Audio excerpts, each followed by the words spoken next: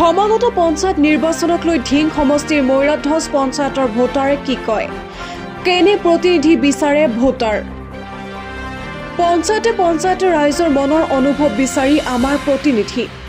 আজিৰ প্ৰতিবেদনত সমষ্টি পুনৰ নিৰ্ধাৰণৰ পাছৰ 55 নং ঢিং বিধানসভা সমষ্টিৰ মৈৰাধ্বজ গাঁও পঞ্চায়তৰ ৰাইজৰ মনৰ কথা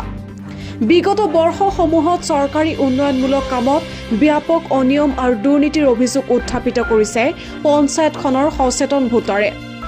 সমাগত পঞ্চায়ত নিৰ্বাচনত নতুন মুখ আৰু শিক্ষিত যুৱক যুৱতীৰ প্ৰতিনিধিত্বৰ পোষকতা গয়াৰ নিউজ ডেস্ক ৰিপোৰ্ট বতদ্ৰা লাইভ যেটো আমাৰ বৰ্তমান পঞ্চায়ত নিৰ্বাচন আয়োগে যেটো আইন কৰিছে যে আমাৰ পঞ্চায়তৰ সদস্য হ'বলৈ হ'লে ৱাৰ্ড মেম্বাৰ সদস্য হৈ পেলাই পঞ্চায়ত প্ৰেচিডেণ্ট হ'ব লাগে এই যিখন আইন বনাইছে বৰ্তমান এইখন আইন আমাৰ গৰীব দুখীয়াৰ কাৰণে ভালেই হৈছে যিহেতু আমাৰ কোনো ধৰণৰ টিকট পাৰপাছে কাৰোবাক টকা পইচা দিব নালাগে যে সেই হিচাপে আমাৰ যিখন আইন বনাইছে এই আইনখন আমি আদৰণি জনাইছোঁ আৰু লগতে আমাৰ পঞ্চায়তৰ যিখিনি কাম কাজ বহুতখিনি কাম কাজ আমাৰ বাকী আছে আগন্তুক পঞ্চায়তত যদি কোনোবাই প্ৰেচিডেণ্ট হ'ব পাৰে যাতে এই আমাৰ এই মৈৰাধ্বজ জিপিত পিছপৰা জিপিখন যাতে আগুৱাই নিব পাৰে আমাৰ যুৱ সমাজ বৰ্তমান পঞ্চায়তত আহিব লাগে আৰু পঞ্চায়তখন আগুৱাই নিব লাগে এইটোই মোৰ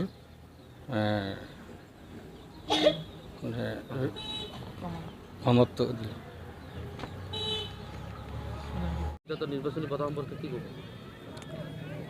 চাওক আমাৰ গোটেই অসমৰ ভিতৰত আমি মধ্য অসমৰ মানুহ মধ্য অসমৰ ভিতৰত আমাৰ ডিং সমষ্টি একদম পিছপৰা বিগত 15 বছৰ কাৰ্যকালত আমাৰ ডিং সমষ্টিৰ বিধায়ক আছিলে AIUDFৰ আমিনুল ইছলাম গতিকে বৰ্তমান পঞ্চায়তৰ যিটো সমাগত নিৰ্বাচন তাত আমি শিক্ষিত চাম বিচাৰোঁ আৰু যুৱ চাম বিচাৰোঁ কাৰণ যুৱ চামে এজন সমাজৰ কাৰণে যিমানখিনি কাম কৰিব আগৰ দৰে মানুহে ইমান কাম কৰিব নোৱাৰে ইমান দৌৰিব নোৱাৰে গতিকে মই বিচাৰোঁ এজন শিক্ষিত চাম আহক আৰু যুৱ চাম আহক আপোনালোকৰ মূল প্ৰধান সমস্যাসমূহ কি বুলি ভাবে আমাৰ অকল মৈৰাধ্বজ পঞ্চায়ত নহয় আমাৰ গোটেই ডিং সমষ্টিত কিন্তু এটাই সমস্যা এইটো হৈছে আমাৰ ৰাস্তা ঘাটৰ সমস্যা আজি ডিং সমষ্টিৰ যদি অলিয়ে গলিয়ে ঘূৰোঁ আমি এটা নতুন বাইক লৈ ঘূৰিলেও কিন্তু পিছদিনাখন পাম্পচাৰ মাৰিব লাগে বাইকৰ অৱস্থা গতিকে মই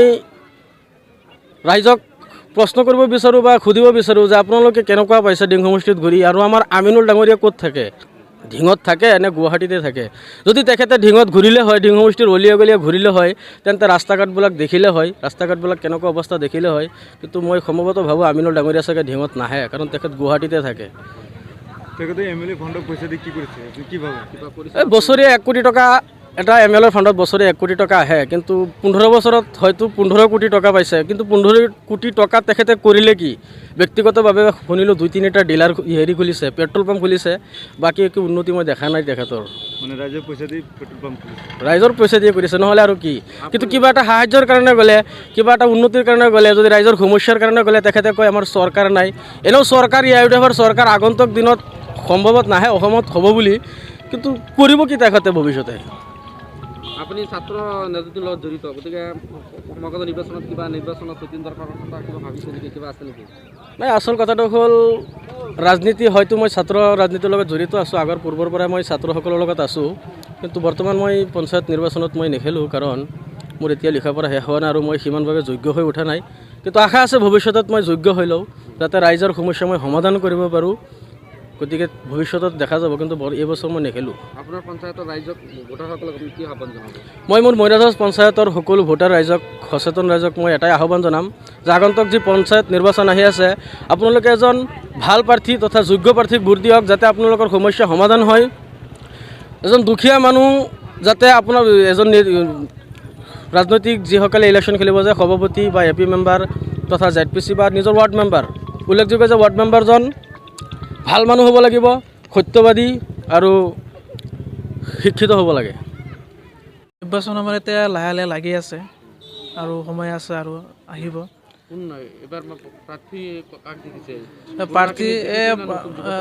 প্ৰাৰ্থী নতুনকৈ ওলাই আহি আছে, আমাৰ যুৱকসকল আহি আছে। তেখেতে আমাৰ আহিলে ভাল হ'ব।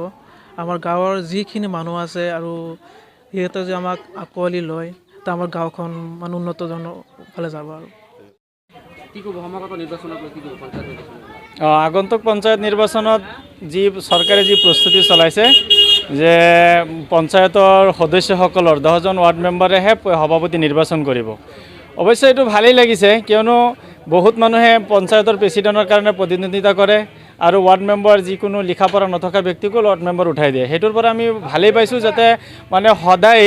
শিক্ষিত যুৱকক আমি বিচাৰোঁ। শিক্ষিত সমাজে যাতে সমাজখনৰ বিষয়ে জানিব, সমাজখনৰ উন্নতিৰ পথত শিক্ষিতসকলেহে কাম কৰিব পাৰিব। সেই হিচাপে মই ভাবোঁ চৰকাৰৰ পদক্ষেপটো ভালেই হৈছে। মই দিং সমষ্টিৰ মানুহ, মই মৈৰাদছ পঞ্চায়তৰ এজন বাসিন্দা। আমাৰ ইফালে নিৰ্বাচনৰ প্ৰচাৰ খুব ভালেই, কিয়নো আমি দেখি আছোঁ যে প্ৰায় যুৱকসকলেই, শিক্ষিত যুৱকসকলে, এছাম যুৱকসকল আছে, সিহঁতে মানে নিবনুৱা হৈ আছে, কোনো ধৰণৰ হেৰি নাই। গতিকে সিহঁতে ৰাইজৰ সেৱাৰ প্ৰতি মানে আগ্ৰহী আছে, আগবাঢ়ি আহিছে যে আমি ৰাইজৰ সেৱা কেনেকৈ কৰিব লাগে, সেই হিচাপে আমি ৰাইজৰ সেৱাৰ প্ৰতি আমি আগ্ৰহী। গতিকে আমি ৰাইজৰ সেৱা কৰিম। ৰাইজে সিহঁতক আঁকোৱালি লৈছে, যাতে আমি সদায় নতুনত্বটোহে বিচাৰে ৰাইজে, পুৰণি মুখ দেখিবলৈ ৰাইজে বিচৰা নাই। মানে দুখীয়া মানুহ এইবাৰ দুখীয়া মানুহ এইবাৰ পাৰিব, কিন্তু শিক্ষিত লাগিব। চৰকাৰে এটা ভাল পদক্ষেপ লৈছে যে শিক্ষাৰ মানদণ্ডটো যে কিমান গুৰুত্ব, এই নিৰ্বাচনতে তাৰ ফলাফল। গতিকে শিক্ষিত মানুহে নিৰ্বাচনত মানে যোগদান কৰিব পাৰিব, অশিক্ষিত মানুহে নিৰ্বাচনত প্ৰতিনিধিত্ব কৰিব নোৱাৰে। আমাৰ পঞ্চায়তত এভেইলেবল সমস্যা আছে। আমি জানো, মোৰ কোৱা মতে যে অসমৰ ভিতৰত কৰাপশ্যন ওলা এটা পঞ্চায়তে সেইটো হ'ল আমাৰ মৈৰাদছ পঞ্চায়ত। এইটোত মানে কিমান কৰাপশ্যন যে আমি মানে কি ক'ম আৰু, যিবিলাক কাম যোৱা পিৰিয়ডত হৈ গৈছে সেইবিলাকত কোনো ধৰণৰ চাইনবোৰ্ড বা বৰ্ড নলোৱাকৈ কাম কৰি গুচি গ'ল। এতিয়ালৈকে বৰ্ড নাই। কিমান টকাৰ স্কিম পঞ্চায়ত উন্নয়ন মন্ত্ৰীয়ে যিটো ফাউণ্ড দিছে, দিয়াৰ পিছতে কাম হোৱা নাই নেকি? ফাউণ্ড দিয়াৰ পিছত কাম কৰিছে, কি কাম কৰিছে, কিন্তু এটা বক্স থাকে যে ইমানখিনি 4 লাখ টকা 5 লাখ টকাৰ এটা কাম আহিছে বা আঁচনি আহিছে, সেই কামটো আমি কৰিম, তেনেকুৱা বৰ্ড দিয়া নাই। জনসাধাৰণে বুজি পোৱা নাই ইয়াত কিমান টকাৰ স্কিম, কিমান টকা খটালে আৰু কিমান টকা ৰাহি হ'ল, কোনো ধৰণে ধৰিব পৰা নাই, কোনো ধৰণৰ স্কিম নাই। গতিকে আমি বিগত পিৰিয়ডত খুব দুখিত যে এনেকুৱা কৰাপশ্যনৰ পৰা আমি মুক্ত হ'ব লাগে। গতিকে আমাৰ শিক্ষিত যুৱকসকলে এতিয়া ওলাই আহিছে যাতে আমি কৰাপশ্যনটো বন্ধ কৰিব পাৰোঁ। আৰু এটা কথা মই কওঁ, প্ৰত্যেকটো ৱাৰ্ডৰ সদস্যসকলক বা হিতাধিকাৰীসকলক মই এই কথাটো আহ্বান জনাওঁ, আপোনালোকে যিজন ৱাৰ্ড মেম্বাৰক প্ৰতিনিধি নিৰ্বাচন কৰিব, তেখেতক যাতে কোনোদিন কৰাপশ্যন নকৰে। আৰু আমি কৰাপশ্যনৰ প্ৰতিবাদ সদায় কৰি যাম, এতিয়াও কৰি আছোঁ আৰু ভৱিষ্যতে সুদূৰ ভৱিষ্যতলৈ কৰিয়েই থাকিম, যাতে আমাৰ পঞ্চায়তখন কৰাপশ্যন মুক্ত হয়। সকলো ৱাৰ্ড মেম্বাৰৰ পৰা একদম মানে জিপি লেভেলত যিমান আছে প্ৰেচিডেণ্টলৈকে সকলোকে আমি কৰাপশ্যনৰ পৰা যাতে বিৰত থাকে তাৰ প্ৰতি আমি সদায় সঁহাৰি জনাম আৰু কৰাপশ্যনৰ বিৰোধিতা কৰিয়ে যাম, প্ৰতিবাদ কৰিম। জানিম যিটো ৱাৰ্ডত নেকি কোনো ৱাৰ্ড মেম্বাৰে আমাৰ প্ৰতিনিধিৰ পৰা টকা লৈছে, গড়ৰ নামতেই হওক বা লেট্ৰিনৰ নামতেই হওক বা কিবা আঁচনিৰ পৰা আমাৰ প্ৰতিনিধিৰ